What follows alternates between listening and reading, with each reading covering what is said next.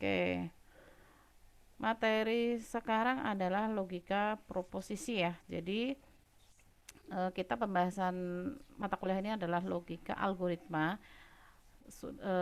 Sudah ada logika, ada algoritma juga. Logika adalah kerangka berpikir atau cara berpikirnya, kemudian apa algoritma adalah langkah-langkah logisnya gitu ya untuk menyelesaikan masalah. Nah, di sini ada juga proposisi. Apa sih logika proposisi itu? Nah, di sini. Jadi, logika itu ini mengulas sedikit ya. Logika itu berasal dari kata Yunani kuno atau yang disebut di sini logos. Yang artinya di sini hasil pertimbangan akal pikiran yang diutarakan lewat kata dan dinyatakan dalam bahasa. Jadi logos itu adalah pertimbangan atau akal. Akal tersebut itu yang nanti akan dinyatakan dengan bahasa. Bahasa apa ya? Dengan bahasa macam-macam tergantung nanti kita mau mengimplementasikannya ke mana. Kalau kita pokok bahasanya kan nanti adalah ke pemrograman ya. Jadi nanti kita akan rubah ke dalam bahasa pemrograman. Tetapi sebelum dengan bahasa pemrograman kita harus tahu dulu logikanya itu seperti apa. Logika itu kerangka berpikirnya seperti apa atau alangkah berpikir untuk menyelesaikan masalahnya seperti apa.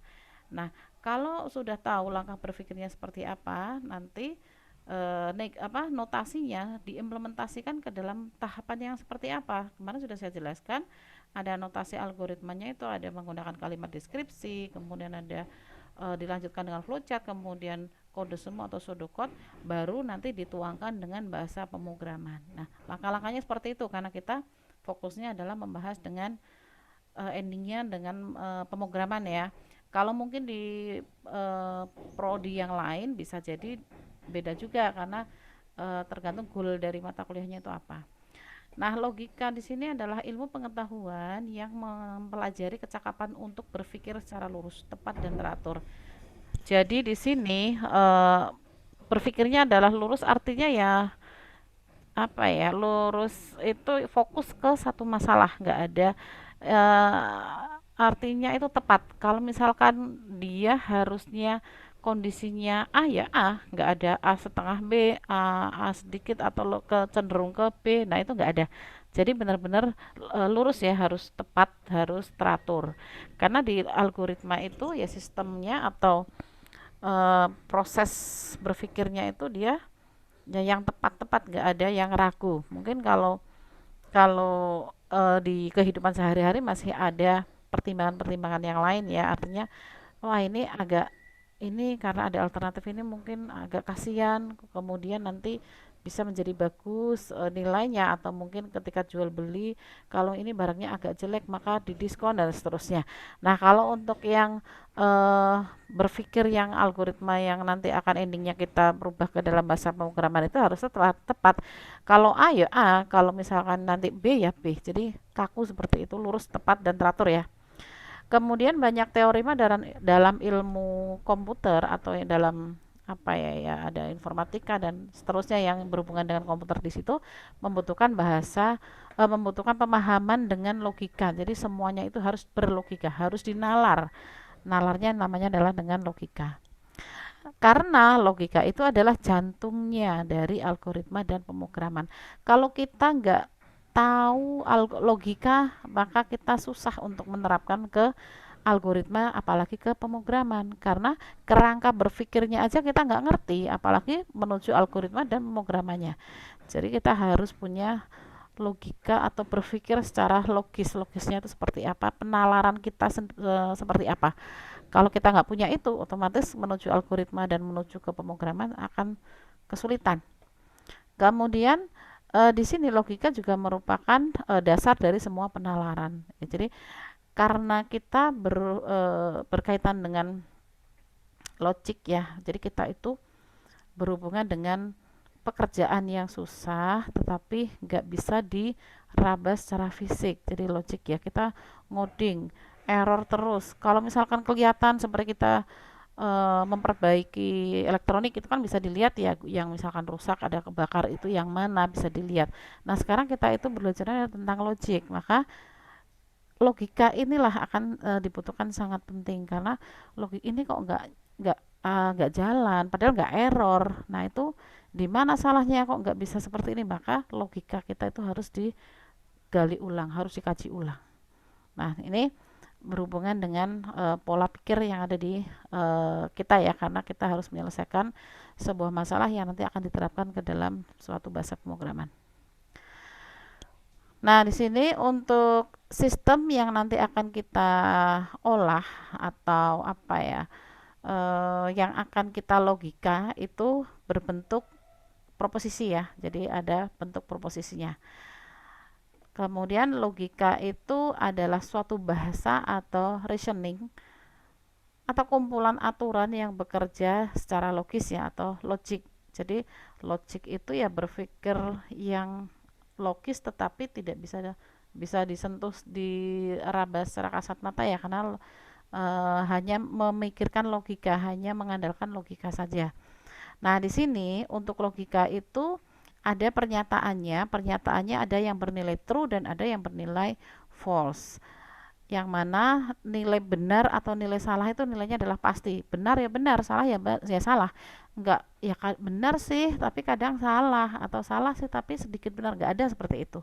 Jadi kita itu mikirnya adalah tegas atau iya iya, enggak gitu ya. Jadi namanya kalau ilmu komputer kan ilmu pasti ya. Jadi dibilang enggak ya enggak ada setengah iya setengah iya. Kalau tadinya bilang enggak, besok nyesel ya sudah. Pokoknya itu sudah ya iya, enggak gitu. Kemudian di sini sesuatu atau kebenaran yang bernilai true atau false itu bisa ditentukan dari kalimat pernyataan. Kalimat pernyataan itu nanti kita akan bahas dengan proposisi ya.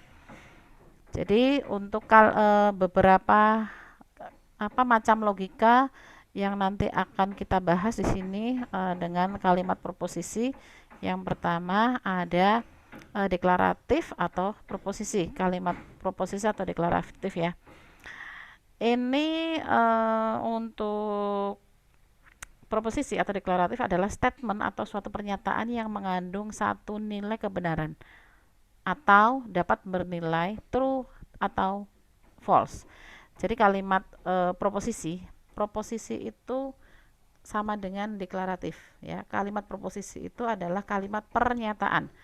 Kalimat pernyataan yang mana dia mengandung nilai kebenaran. Benarnya itu atau nilai kebenaran itu bukan nilai benar ya. Nilai kebenaran. Kebenaran itu apa? Nilai kebenaran itu isinya true atau false. Salah atau benar. Nggak ada dua-duanya. Nggak benar yang nilainya adalah benar dan salah. Nggak bisa seperti itu. Jadi kalimat proposisi itu adalah kalimat deklaratif atau kalimat pernyataan yang memiliki nilai kebenaran. Nilai kebenarannya adalah benar atau salah, bukan kedua-duanya. Ya, jadi harus pilih benar atau salah. Kemudian nilai kebenaran tersebut di sini untuk true dan false-nya bisa disimbolkan benar atau salah. True atau false bisa juga disimbolkan dengan T atau F atau dengan simbol sendiri. Ada simbolnya nanti. Kemudian untuk proposisi yang bukan hasil kombinasi dari proposisi disebut dengan atom atau kalimat atom ya. Jika atom-atom akan dikombinasikan dengan memperoleh proposisi baru, maka diperlukan operator. Jadi artinya gini, kalau baca ini saya yakin bingung ya. Jadi kalimat proposisi itu ada dua jenisnya. Jenisnya yang pertama ada binary, yang kedua ada unary. Ya, jadi saya coret dulu. Ada jenisnya satu binary. Di sini ada unary. Ya. Jadi kalau binary itu hanya ada satu operan. Satu operan itu ada satu kalimat proposisi saja. Hanya ada satu operan.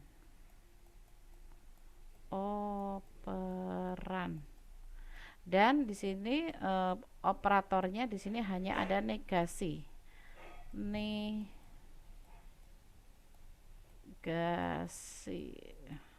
Nah, kalau yang unary di sini ada dua operan. Operan itu ada, anggap aja Susahnya operan. Operan itu ada eh, lebih dari satu kalimat, ada lebih dari satu kalimat proposisi atau kalimat pernyataan. Nah, antara kalimat pernyataan satu dengan kalimat pernyataan yang satunya itu membutuhkan operator di sini, operator logika. Operator logikanya di sini ada banyak banget. Ada negasi, negasi di binary, ada konjungsi, ada disjungsi, ada XOR, ada implikasi, ada biimplikasi. Ada 1, 2, 3, 4, 5 ya. Jadi ini untuk operator yang masuk ke dalam unary atau kalimat yang lebih dari satu operan ya. Kemudian di sini untuk proposisi yang binary tadi, yang dia hanya memiliki satu, di situ hanya memiliki satu simbol ya, yaitu negasi. Nah, untuk kalimat proposisi baik itu binary maupun unary, di sini ada nilai kebenarannya semua. Nilai kebenarannya di sini ada benar atau salah ya, tidak untuk kedua-duanya. Kemudian untuk kalau untuk yang unary, karena kan lebih dari dua operan atau lebih dari satu operan. Kalau misalkan yang lebih dari satu operan, maka atau lebih dari dua operan, di sini di kalimat proposisinya bisa disimbolkan dengan P, Q, R dan seterusnya, bisa P, Q, R, S. Kenapa bisa disimbolkan dengan P, Q, R, S? Karena kalau dengan kalimat aslinya nanti akan panjang sekali, sehingga kalimat yang panjang itu atau kalimat pernyataan yang panjang itu disimpan atau disimbolkan dengan P, Q, R, S. Nah, di sini contoh ya. Saya hapus dulu.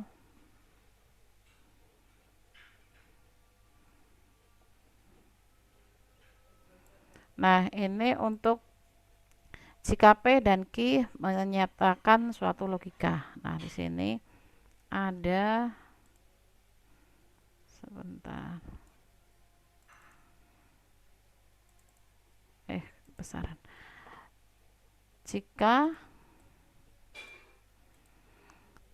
Jika P dan Q menyatakan suatu logika. Contoh, saya mempunyai rumah. 10 adalah bilangan genap. Jokowi adalah Presiden RI. 5 tambah 5 sama dengan 10. Kata Yogyakarta memiliki 6 huruf vokal dan seterusnya ya. Jadi di sini memiliki nilai kebenaran true atau false. Saya mempunyai rumah. Ini semuanya adalah kalimat proposisi. Kalimat proposisi itu adalah kalimat pernyataan ya, bukan kalimat tanya, bukan kalimat perintah, bukan kalimat yang lain, tetapi dia adalah kalimat pernyataan. Kalau dia kalimat pernyataan, maka dia termasuk proposisi. Kalau dia proposisi, maka dia pasti mempunyai nilai kebenaran. Nilai kebenarannya gimana? Ya tergantung kenyataannya seperti apa. Saya mempunyai rumah. Kalau mempunyai rumah berarti nilainya adalah true. Tapi kalau tidak mempunyai rumah, maka nilainya adalah false. 10 adalah bilangan genap. 10 bilangan genap ya ya, berarti dia pernyataan nilainya true. Jokowi adalah Presiden RI. Sama ya, berarti pernyataan yang nilainya juga true. 5 tambah 5 sama dengan 10. Dia juga kalimat pernyataan yang bernilai true. Kemudian kata Yogyakarta memiliki 6 huruf vokal. Vokalnya ada O, A, A. Benar nggak nih? 1, 2, 3, 4. Berarti salah. Ini untuk yang nomor 5, dia kalimat proposisi tapi bernilai false. Jakarta adalah ibu kota Indonesia. Berarti dia kalimat proposisi yang bernilai true. Amikom berada di provinsi DIY. Ini juga memiliki nilai true. Nah, ini contohnya. Sapi lebih besar daripada ayam. Apakah termasuk pernyataan? Iya, karena di sini kalimat pernyataan ya. Kalimat pernyataan itu bisa dilihat dengan simbolnya. Dia bukan kalimat tanya atau perintah ya. Maka dia masuknya adalah pernyataan. Karena pernyataan otomatis dia juga masuk ke proposisi, karena proposisi itu artinya adalah kalimat pernyataan. Kebenarannya ya, true atau false? Ya sapi lebih besar dari ayam nggak? Kalau misalkan iya, maka di sini nilainya adalah true. Kemudian 30 lebih kecil dari 10. Pernyataan iya, proposisi iya, tapi nilai kebenarannya benar atau salah? Salah. Karena 30 lebih besar dari 10, bukan lebih kecil dari 10. X lebih kecil dari 40. Pernyataan iya. Proposisi iya atau tidak? Tidak. Karena di sini proposisi nilainya harus jelas ya di sini. Nah, nilai kebenaran dari pernyataan tersebut bergantung pada Y, tetapi nilainya belum ditentukan. Lah, X-nya itu nilai nggak diketahui kan, lebih besar dari 40. Ini harusnya X. X-nya nilainya berapa? Kan X nggak jelas. Ini harusnya X ya, karena nilai yang di sini X. Jadi ini proposisi, ini pernyataan, iya pernyataan, tapi nggak apa ya? Kalimatnya nggak jelas. Artinya dia nggak logis juga ya, yang dibandingkan tuh nilai berapa nggak ngerti, maka dia bukan proposisi. Kemudian pernyataan jenis ini disebut sebagai fungsi proposisi atau kalimat terbuka, karena nggak ngerti, ini masih masih ambigu ya, nilainya belum pasti, dia masih tergantung sepenuhnya nilai X-nya itu berapa, tergantung nilai yang diinputkan nanti. Nah, ini tolong tugas dikumpulkan hari Senin. Ini bukan kalimat pernyataan, dia adalah perintah ya, karena ada tanda serunya. Dia adalah kalimat perintah. Otomatis kalau perintah bukan proposisi, maka nilai kebenarannya apa? Ya, nilai kebenarannya tidak ada, karena yang memiliki nilai kebenaran adalah kalimat proposisi. X lebih kecil dari Y jika dan hanya jika X lebih besar dari X. Y lebih besar dari X. Ini pernyataan bukan? Iya. Proposisi iya. Kenapa? Karena ini sama-sama nggak ada yang digantung ya. Nilainya belum jelas semua. Berapapun nilai yang dimasukkan di sini nanti akan dibandingkan. Kalau X-nya nilainya 5, Y-nya 10 juga akan dibandingkan. Tapi kalau yang tadi X-nya nggak ada angkanya tapi dibandingkan dengan nilai yang sudah ada angkanya. Nah, karena proposisi dan ini nilai kebenarannya gimana? X lebih kecil dari Y. Berarti X nilainya lebih rendah. Jika dan hanya jika Y lebih besar dari X. Nah, kalau nilainya di sini ternyata kebenarannya adalah true. Jadi nilai kebenarannya tidak tergantung harga spesifik X maupun Y. Karena di sini nilainya sama-sama belum ada ya. Jadi tergantung nilai nanti yang akan dikeluarkan, sama-sama belum ada nilai di dalam X dan Y. Ini contoh yang lain ya, ada 23 adalah bilangan prima. Jokowi adalah Presiden RI. 3 tambah 3, 6. 3 lebih besar sama dengan akar kuadrat dari 8 tambah 8. Nah, ini contoh-contoh proposisi. Yang bukan, nah ini ada jam berapa kereta api Sancaka tiba di stasiun Tugu. Nah, ini adalah kalimat tanya, berarti bukan proposisi. Isilah wajan tersebut dengan minyak goreng. Ini adalah kalimat perintah, bukan proposisi juga. Ini tidak, karena ini masih tergantung dengan nilai yang diinputkan ke dalam X. Ini belum diketahui nilai yang dalam X kan berapa. Ini juga sama. X-nya nilainya berapa, nggak bisa dibandingkan dengan nilai yang sudah ada di sini. Ini juga sama ya. Tapi kalau semuanya dengan variabel malah bisa, misalkan X dan di sini Y, di sini A tambah B sama dengan C dan seterusnya. Jadi nggak tergantung dengan salah satu variabel yang belum terisi nilainya. Kemudian di sini ada penghubung antar variabel. Nah, di sini kalau yang tadi unary ya, lebih dari satu operan, berarti lebih dari satu kalimat. Hari ini hujan dan udara dingin. Berarti di sini ada penghubungnya dan. Kemudian jika balok mempunyai berat jenis lebih dari satu, maka balok akan tenggelam di air. Penghubungnya adalah maka. Insinyur Soekarno Presiden pertama RI dan ia proklamator. Ini penghubungnya adalah dan. Saya pulang kampung naik bus atau kereta. Jadi tadi saya jelaskan bahwa kalimat proposisi itu ada dua jenis ya. Untuk yang kalimat majemuk di sini ada satu binary, ada yang dua unary. Yang binary itu hanya memiliki apa? Simbol satu, negasi. Negasi itu artinya adalah kebalikan. Kalau nilainya true ketika dinegasi maka menjadi false. Kalau nilainya false ketika dinegasi nanti menjadi true. Nah, untuk yang kedua, untuk yang unary, ini operatornya ada konjungsi, disjungsi, XOR, implikasi, dan biimplikasi. Nah, ini ada dan. Dan itu masuknya adalah konjungsi, kemudian maka. Maka itu XOR, kemudian ada dan ini konjungsi lagi, ini ada disjungsi. Jadi nanti ada penjelasannya lagi.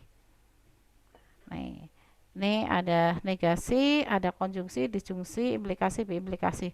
Seharusnya ada satu lagi di sini eh, jika maka atau XOR setelah disjungsi. Nah, negasi ini miliknya si unary, jadi kalimatnya hanya yang dimiliki satu operan itu bisa dimiliki oleh satu operan.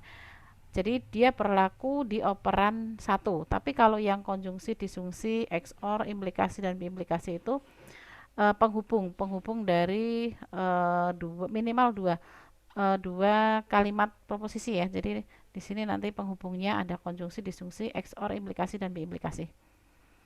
Nah, penjelasan lebih lanjutnya ini harus diperhatikan dan harus paham. Kenapa? Karena ketika ini nanti operatornya nggak paham, nanti selanjutnya untuk coding ataupun pembahasan selanjutnya nanti bingung juga. Yang pertama di sini ada proposisi untuk negasi, proposisi untuk binary yang simbolnya adalah negasi ya. Negasi itu untuk sembarang proposisi P itu adalah maksudnya kalimat proposisi yang memiliki nilai kebenaran tertentu, maka negasinya ditulis dengan ini. Simbol negasi. Simbol negasinya adalah seperti ini. Ini seperti cacing ya, tilde namanya. Kemudian P ini adalah kalimat yang dinegasikan. Jadi kalau kalimat proposisi itu kan tadi saya sebutkan disimbolkan dengan P, Q, R, S dan seterusnya. Kalau hanya satu kalimat maka disimbolkan dengan P. Kalau dua kalimat maka P, Q. Kalau tiga kalimat P, Q, R. Kalau empat P, Q, R, S dan seterusnya. Kalau misalkan satu kalimat, kalimat proposisinya di sini nilainya true, ketika dinegasi maka dibalik nilai negasi itu kebalikannya. Kalau nilainya true menjadi false. Kalau nilainya false maka menjadi true. Gitu ya. Negasi itu dibalik kebalikannya. Lawannya gitu ya. Atau artinya adalah tidak, not gitu. Misalkan di sini ada kalimat proposisi. Bulan ini adalah bulan Oktober. Maka bentuk negasinya adalah bulan ini bukan bulan Oktober. 15 termasuk bilangan ganjil. Karena dinegasi maka dibalik atau yang berlawanan arti, maka 15 termasuk bilangan genap. 10 kurang dari 2. 10 lebih dari atau sama dengan 2. 30 bukan bilangan prima. 30 termasuk bilangan prima. Jadi ini adalah negasi. Artinya negasi itu adalah kebalikan dari kalimat yang aslinya, kalimat dari proposisinya. Nah, kalimat negasi itu nanti juga memiliki nilai kebenaran. Nilai kebenarannya ya sesuai dengan kebenaran asli dari kalimat tersebut. Apakah benar atau tidak. Nah, sekarang kita cek. Bulan ini adalah bulan Oktober. Ini proposisi yang asli. Ketika dinegasikan, bulan ini bukan bulan Oktober. Nilai kebenarannya seperti apa? Sekarang bulan apa sekarang? Oktober kan, berarti nilai kebenarannya adalah false. 15 termasuk bilangan ganjil. Ini kalimat proposisinya. Tapi karena dinegasi, 15 termasuk bilangan genap. Padahal 15 ganjil ya, berarti dia nilai kebenarannya adalah false. 10 kurang dari 2. Ini kalimat proposisinya. Kalau dinegasi maka dibalik. 10 lebih dari atau sama dengan 2. Kebenarannya apa?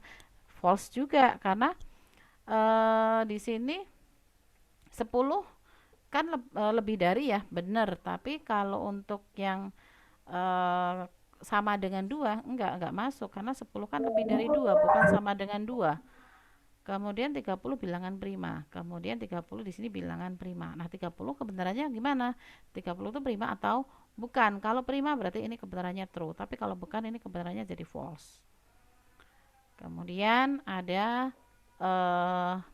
yang jenis unary ya, kalimat majemuk tadi yang masuk ke dalam kategori binary atau lebih dari dua operan. Jadi lebih dari dua kalimat proposisi P dan Q atau kalimatnya ada dua P Q. Karena ada dua kalimat, maka di antara dua kalimat ini harus ada penghubungnya. Karena kalimatnya di sini ada P, ada Q, sehingga untuk menggabungkan dua kalimat proposisi di sini harus ada operatornya. Ini operatornya. Operatornya yang pertama disebut sebagai operator konjungsi. Nama operator konjungsi atau bisa disebutkan dengan and atau bisa disebutkan dengan dan. Ya, di sini untuk konjungsi ini ada tabel kebenarannya. Jadi semua ada tabel kebenarannya ya. Kalau tadi negasi itu nilainya tergantung dari kalimat proposisinya. Kalau kalimat proposisinya true, maka negasinya jadi false. Kalau kalimat proposisinya false, maka negasinya jadi true.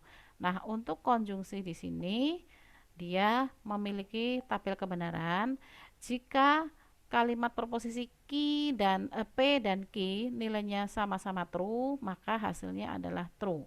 Selain itu maka false. Jadi konjungsi itu memiliki nilai kebenaran mutlak yang mana kedua kalimat proposisi tersebut bernilai true. Ya. Konjungsi bernilai benar jika kedua kalimat proposisi itu bernilai true atau benar. Kalau salah satu true, dia tetap salah. Kalau misalkan salah satu true di antara P dan Q, di sini P-nya true, Q-nya false, hasilnya salah atau false. Kalau P-nya false, Q-nya true, hasilnya juga false. Kalau P-nya false, Q-nya false, dia hasilnya juga false. Jadi dia hanya memiliki satu nilai kebenaran yang mana jika P dan Q-nya bernilai true, jadi sama-sama true. Kemudian ini ada contohnya. Misalkan di sini ada kalimat yang pertama, satu hari ada 24 jam. Ini kalimat yang pertama. Kalimat yang kedua, 1 jam ada 60 menit. Jadi kenapa kalimat proposisi itu disimbolkan dengan PQ, RS dan seterusnya itu biar lebih ringkas ya. Karena kalau tidak disimbolkan nanti panjang. Jadi kalimat yang pertama itu kan belum tentu kalimatnya seperti ini. Jadi disimbolkan dengan P itu nanti P-nya tergantung kalimatnya apa. Nah sekarang P-nya adalah satu hari ada 24 jam. Q-nya 1 jam ada 60 menit. Maka kalau dibuat ke dalam konjungsi, di sini ada P konjungsi Q. Berarti P dan Q ya. Satu hari ada 24 jam. Konjungsi atau dan 1 jam ada 60 menit. Berarti nilai kebenarannya gimana? Kita cek satu-satu. Tadi dia memiliki nilai true jika P-nya true, Q-nya true. Iya ya. Jadi satu hari ada 24 jam. Benar nggak? Benar, berarti true. Kemudian 1 jam ada 60 menit. Benar juga true. Berarti karena P-nya true, Q-nya true, maka kalimat yang dua proposisi ini dia memiliki nilai kebenaran benar karena dia adalah konjungsi ya. Kemudian satu lagi di sini ada P sama dengan 7 termasuk bilangan genap. Q termasuk bilangan prima. Nah, kebenarannya seperti apa? 7 termasuk bilangan genap dan bilangan prima. Nilai kebenarannya adalah salah. Kenapa? Karena 7 kan bukan bilangan genap, tapi 7 itu adalah bilangan ganjil. Maka di sini satunya false, satunya true, maka dia menjadi nilainya false. Karena tadi sudah ada tabel kebenarannya di sini. Kalau tabel kebenarannya tidak sesuai dengan ini, maka dia tidak bisa karena true-nya hanya true dan true true. True false, false, false true, false, false, false, false. Gitu. Kemudian ada tadi ada konjungsi, ada implikasi, ada sebentar ini enggak urut ya. Oh ada yang tertinggal ini rupanya. Sebelum konjungsi di sini setelah konjungsi di sini ada disjungsi ya sebelum ke implikasi. Ada namanya disjungsi. Disjungsi. Disjungsi itu artinya adalah or atau. Nah, di sini adalah disjungsi atau or. Tabel kebenarannya Nah, kalau disjungsi tabel kebenarannya seperti ini. Simbolnya kalau ini seperti caping, kalau yang disjungsi itu kebalikannya. Seperti V ya. Nah, Q itu bernilai true jika salah satu bernilai true pasti true. Ini true true, maka P-nya true, Q-nya true, ketika didisjungsi di sini nilainya true. Ini ada P-nya true, Q-nya false, maka di sini juga true. Di sini ada P-nya false, kemudian Q-nya true, nilainya juga true. Nah, karena P-nya false, Q-nya false, nilainya false. Jadi, untuk disjungsi, ini disjungsi ya. Untuk disjungsi itu dia memiliki nilai benarnya ada 3, salahnya ada 1, yaitu true true true, true false true, false true true, false false false. Jadi karena true-nya ada banyak, maka yang diingat-ingat yang F-nya aja. Jadi nilai kebenaran jadi disjungsi itu dia memiliki nilai salah ketika P dan Q bernilai salah. Lebih enak menghafal 1 daripada 3 ya. Karena nilai kebenarannya kan ada 3. Kita hafalkan 3. Tapi ternyata lebih enak kita menghafal yang nilainya sedikit biar biar enak ngafalnya. Jadi kalau konjungsi dia memiliki nilai kebenarannya 1, yang true-nya 1 tapi false-nya ada 3. Maka yang mudah diingat adalah yang ini. Konjungsi bernilai true jika kedua kalimat proposisinya true. Kalau disjungsi dia memiliki nilai salah ketika dua kalimat proposisi itu bernilai salah semua. Jadi kebalikannya dengan N ya. Kalau N itu true true true, yang lainnya false. Tapi kalau yang disjungsi false false baru false lainnya true. Gitu. Karena di sini terlewat di materinya. Kemudian implikasi sekarang. Nah, implikasi itu di sini ada, sebentar saya hapus dulu. Implikasi itu jika maka. Ada jika maka itu disimbolkan dengan tanda panah seperti ini. Jika P maka Q itu ya. Ini proposisi yang bernilai salah jika P benar tetapi jika Q salah. Di sini ada, sebentar saya bernilai salah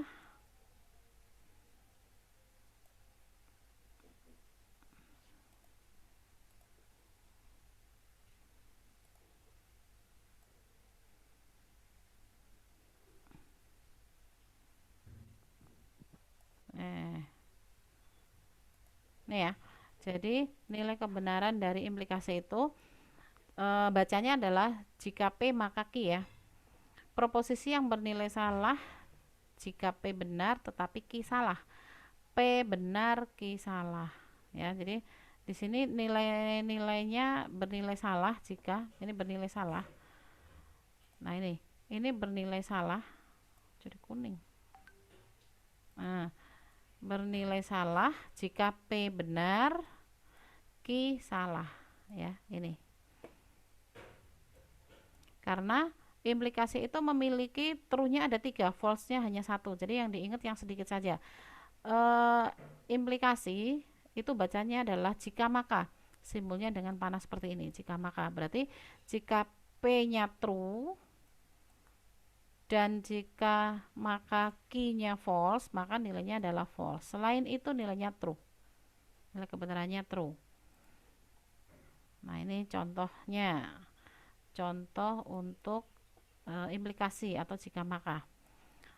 Jika 3 kali 5 sama dengan 15, maka 15 termasuk kelipatan 5. Jika 3 kali 5 sama dengan 15, maka 15 termasuk kelipatan 5. Jadi alasan benar, kesimpulannya adalah benar jika implikasi bernilai benar.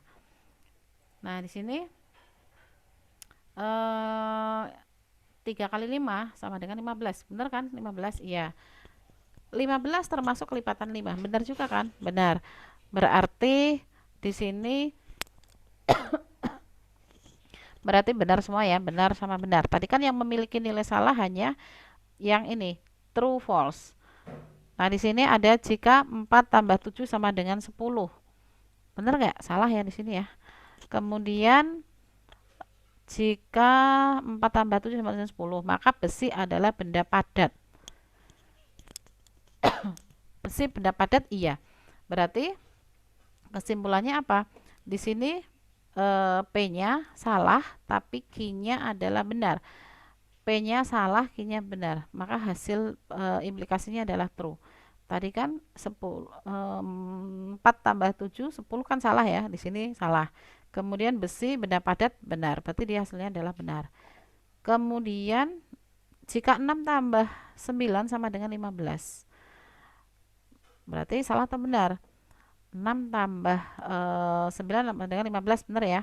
Kemudian besi adalah benda cair. Benda cair benar atau salah? Benda cair itu di sini adalah salah. Berarti kalau di sini true, false, maka hasilnya false. Ini hasilnya salah. Jika 5 adalah bilangan genap, maka 5 bukan bilangan prima. Salah juga di sini karena nilai 5 itu kan bukan bilangan genap, tapi 5 itu adalah bilangan prima. Nah, di sini ini salah, kemudian salah. Dua-duanya salah berarti ini salah jadinya benar. Ini 5 bukan bilangan genap, kemudian 5 juga bukan bilangan prima, maka di sini masuknya adalah benar karena salah-salah. Ini kalimat salah dan satu proposisinya juga salah. Kemudian operator selanjutnya adalah biimplikasi. Biimplikasi itu jika, hanya jika.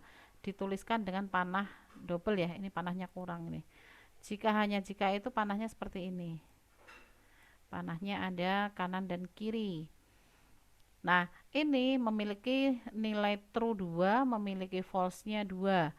Yaitu kalau jika maka atau di biimplikasi di sini yang memiliki nilai true itu yang memiliki nilai kebenaran sama, bukan nilai benar ya, tapi nilai kebenaran sama. Nilai kebenaran yang seperti apa? Jika P-nya di sini P, di sini Q, jika P-nya true, Q-nya true, maka hasil dari P implikasi true. Jika nilai P-nya false, Q-nya false, maka memiliki nilai B implikasi juga true. Kalau yang satu true, satu false, satu true, dia memiliki nilai kebenarannya adalah salah ya. Jadi biimplikasi itu nilai kebenarannya true-nya ada 2. P dan Q true atau dan bukan atau. P dan Q nilainya true maka hasilnya true. P dan Q-nya false maka nilainya juga true. Itu yang biimplikasi. Nah, ini contoh dengan kalimatnya. Yang pertama di sini diketahui proposisi-proposisi berikut. P, pemuda itu tinggi. Q, pemuda itu tampan. Pernyataan di dalam simboliknya adalah pemuda itu tinggi dan tampan. P, konjungsi Q. Kemudian pemuda itu tinggi tapi tidak tampan. Maka pemuda itu tinggi. Tinggi kan sama. P itu adalah tinggi. Di sini Q itu pemuda tampan, tetapi kalimatnya adalah tidak tampan. Maka karena tidak, maka berikan tanda negasi. Ini A itu konjungsi ya, sama dengan simbol gini caping, kayak caping. Nah, ada yang simbol seperti ini, ada yang simbol A. Jadi ini bacanya adalah konjungsi. Kemudian C, pemuda itu tidak tinggi. Padahal kalimat aslinya adalah pemuda tinggi. Karena di sini ada tidaknya, maka berikan tanda negasi, artinya tidak. Kemudian dan pemuda itu tidak tinggi maupun tampan, berarti tidak tinggi maupun tampan, berarti tidak tinggi dan tidak tampan kan, karena maupun tampan berarti kedua-duanya tidak, berarti tidak tampan juga, tidak tampan maka di sini juga ada negasi. Maupun berarti dan, di sini dan maka simbolnya adalah konjungsi, jadi dua-duanya bernilai negasi. Kemudian tidak benar bahwa pemuda itu pendek atau tidak tampan. Nah, ini tidak benar bahwa, berarti ini menandakan negasi untuk kedua kalimat. Kedua kalimat ini dinegasi dulu. Maka di sini ada negasi. Kemudian kedua kalimat ini juga akan negasi juga karena tidak benar bahwa pemuda itu pendek. Berarti kan ini tinggi ya, berarti pemuda itu pendek. Pemuda itu pendek maka negasi atau tidak tampan. Tidak tampan juga dinegasi lagi. Kan di sini ada atau, maka simbolnya adalah bukan konjungsi tapi disjungsi. Pemuda itu tinggi. Berarti sama dengan ini kalimatnya. Berarti hanya P. Atau atau nah, atau ini kebalik. Atau itu simbolnya ke V ya. Atau pendek dan tampan. Pendek ini kan tinggi, berarti negasi P dannya seperti ini betul, kemudian tampannya betul G. Ini kebalik. Yang benar gini ya. Kemudian tidak benar bahwa pemuda itu pendek maupun tampan.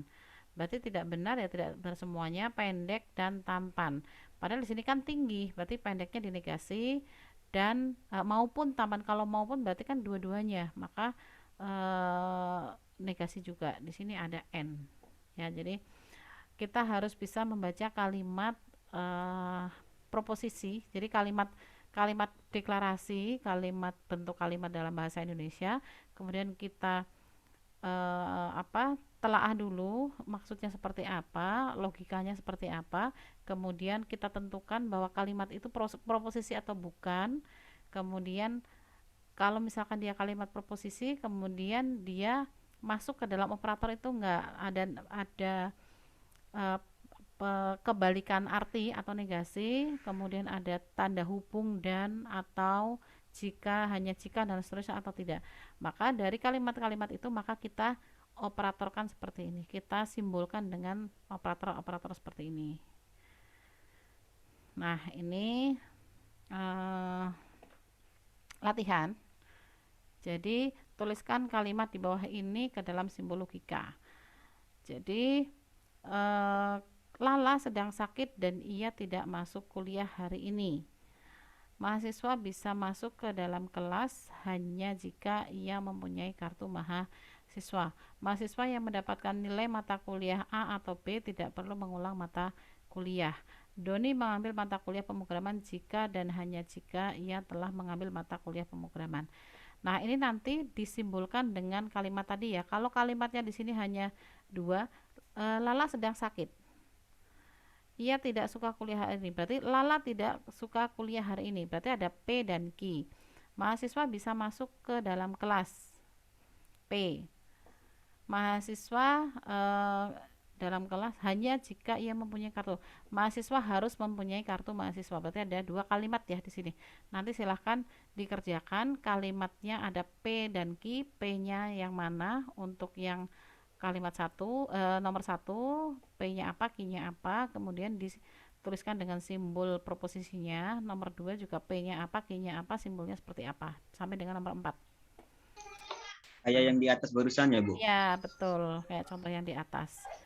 Nah, ini ada ringkasan. Nah, ini dari kalimat yang seperti ini nanti teman-teman jadinya endingnya seperti ini. Sebentar, saya bukakan dulu materi. Sebentar. Proposisi.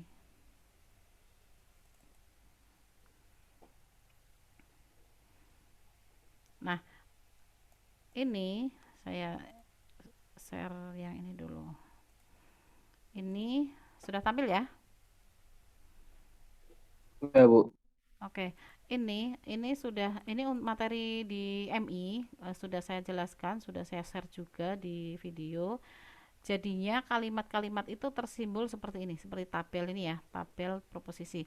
Nah, di sini kalau kebetulan ada PQRS, jadi kalimatnya sudah ada 4 kalimat proposisi. Kalau yang tadi soal latihannya ada 2. Tapi dalam bentuk deskripsi kemudian teman-teman nanti menyimpulkan, membuat kesimbol P-nya kalimat yang apa, Q-nya apa. Nah, kalau yang ini sudah langsung PQRS. Nah, ini nanti akan ada rumusnya kalau sudah seperti ini. Jadi ada negasi P, negasi R, ini ada P disjungsi Q, R konjungsi S, negasi jika maka atau implikasi, di sini B implikasi dan seterusnya ya. Jadi di sini sudah ke dalam simbol-simbol, nanti teman-teman tinggal ngisi. Nah, nanti untuk menentukan ke dalam tabel ini itu teman-teman harus tahu rumusnya seperti apa. Nah, rumusnya untuk menentukan true false-nya itu kita tidak boleh sembarangan. Artinya ada ketentuannya. Di sini 2 pangkatnya di sini tergantung jumlah dari kalimat proposisinya. Di sini kalimat proposisinya ada berapa? 1, 2, 3, 4. Berarti ada 4 ya. Nah, itu kenapa di sini 2? 2 itu dapatnya dari nilai kebenaran, yaitu ada true dan false. Jadi pasti 2. True false itu berarti ada 2 nilai kebenaran. Berarti 2. 2 pangkat. Pangkatnya berapa? Yaitu kalimat proposisinya. Kalau kalimatnya ada 4, maka di sini pangkat 4. 2 pangkat 4 nilainya berapa? Ada 16 ya. 16. Artinya 16 ini nanti dibagi 2, ketemunya adalah 8. 8 itu adalah true, kemudian 8 lagi ada false. Ya, jadi 16 ini dibagi 2, yang pertama 8-nya untuk true, yang 8 lagi untuk yang false. Di sini kan true, ini ada 8. 1, 2, 3, 4, 5, 6, 7, 8. Kemudian false-nya di sini juga 8. 1, 2, 3, 4, 5, 6, 7, 8. Jadi kita tidak boleh sembarang asal untuk mengisikan true false-nya ya. Itu ada rumusnya. Rumusnya adalah 2 pangkat. Pangkatnya berapa? Tergantung jumlah kalimatnya. Kalau kalimat proposisi yang tadi tugas latihan tadi itu kan hanya 2, hanya 2 peki, berarti hanya 2 pangkat 2, berarti ketemunya adalah 4. Ketemunya 4 kalau dibagi 2 berarti kan 2 ya. Berarti di sini 2, 2 untuk true, 2 juga untuk false. Maka true true false false, true true false false, true gitu. Jadi yang pertama di sini ketemunya, ini contoh yang ini ya, yang di tabel itu kan 2 pangkat 4, jadi ketemunya 16, maka 8 true, 8 false. Dikinya nanti dibagi lagi. Kalau di sini 8, maka dikinya 8 dibagi 2, berarti 4 true, 4 false. 4 true, 4 false. Kalau R-nya ini kan di depannya untuk yang K kan ada 4, berarti dibagi 2 lagi. 4 dibagi 2 ketemu 2, berarti 2 true true false false, true true false false dan seterusnya. Kalimat yang terakhir di sini karena di sini 2 dibagi 2 lagi kan ketemu 1 true false dan seterusnya. Kalau kalimat proposisinya lebih dari 4, ya sama, lebih panjang lagi. Misalkan PQRSTU, berarti PQRSTU ada 6 ya, berarti 2 pangkat 6. Hasilnya berapa? Dibagi 2 untuk menentukan true false yang pertama. Nah, ini bisa untuk mengerjakan, kalau sudah ketemu bisa untuk mengerjakan ini kalimat-kalimat proposisi selanjutnya. Di sini bentuknya sudah simbol, bukan lagi kalimat deskripsi, tapi awalnya adalah dari kalimat deskripsi. Nah, ketika nanti misalkan ujian itu keluar soalnya muncul hanya PQRST, ya nanti teman-teman harus bisa menyertakan sendiri true false-nya dengan rumus seperti ini. Rumusnya ini. Nah, ingat, kalau pada saat penentuan true false-nya di depan itu salah, otomatis ke belakang pasti salah. Tapi kalau di depannya benar, belum tentu juga ke belakang benar, karena tergantung dari aturan negasi, disjungsi, konjungsi, implikasi, dan biimplikasinya. Tapi kunci utamanya kalau di depan itu sudah benar, otomatis ke belakangnya tergantung dari operatornya saja. Tapi kalau di depan itu sudah salah true false-nya, mau dikalikan apapun nanti juga akan kembali ke salah karena hasilnya juga salah. Gitu. Oke,